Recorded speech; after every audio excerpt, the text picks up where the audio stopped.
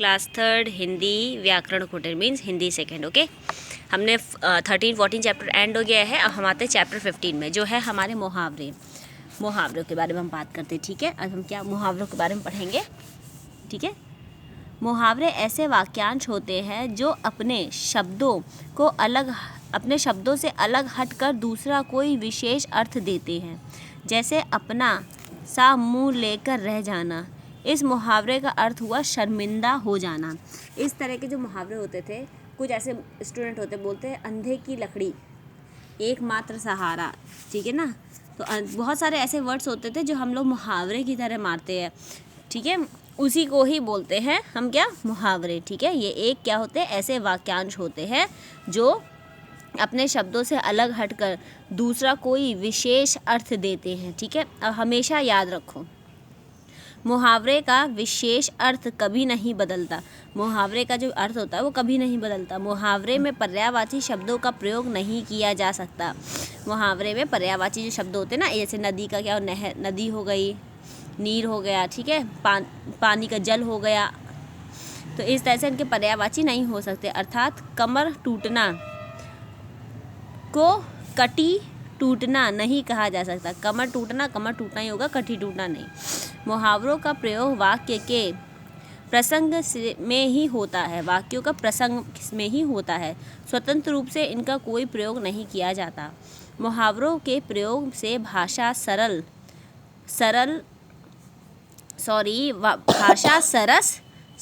आकर्षक तथा अधिक प्रभावशाली बन जाती है मुहावरों से। ठीक है, अब यहाँ पे कुछ मुहावरे हैं, उनके अर्थ और वाक्यों में प्रयोग कैसे करते हैं। पहला है अक्ल पर पत्थर पड़ना।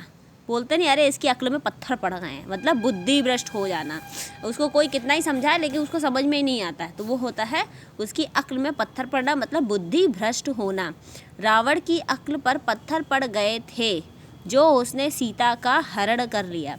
अब इससे क्या हुआ, हमने क्या किया, एक पूरा सेंटेंस भी आपको बनाया, इसमें बना हुआ है ना। अक्ल घास चरने जाना, मतलब समझ ना होना। बोलता नहीं, अरे बुद्धि घास चरने चली गई है, वैसी अक्ल घास चरने जाना मतलब समझ ना होना।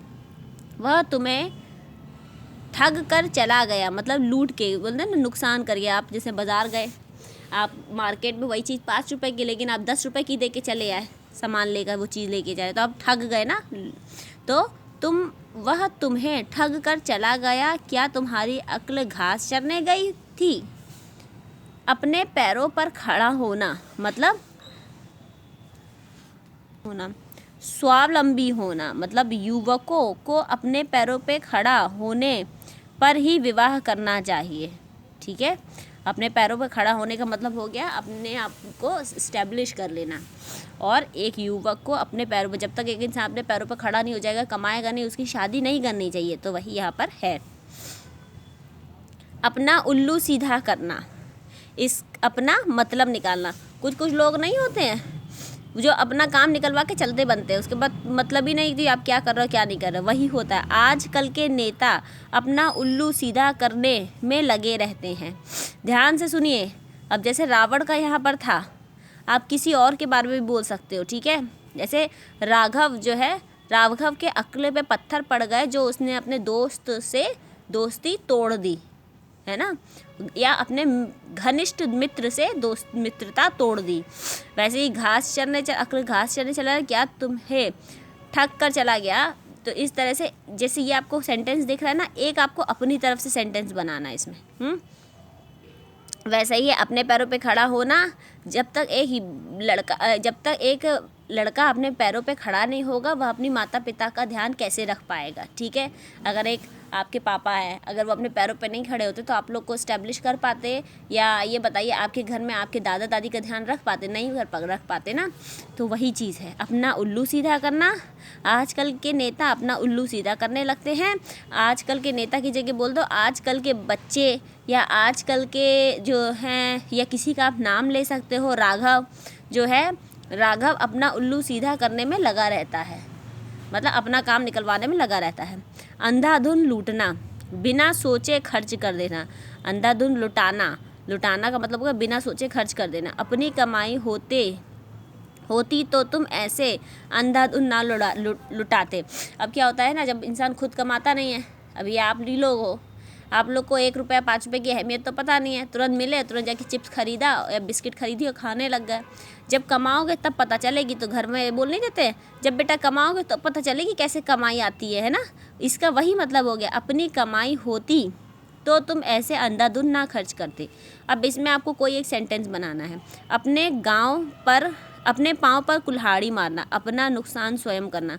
बहुत से लोग होते हैं जो अपना ही खुद का नुकसान कर बैठते हैं ना, वही है। सरकारी नौकरी छोड़कर तुमने अपने पाँव पर कुल्हाड़ी मार ली है।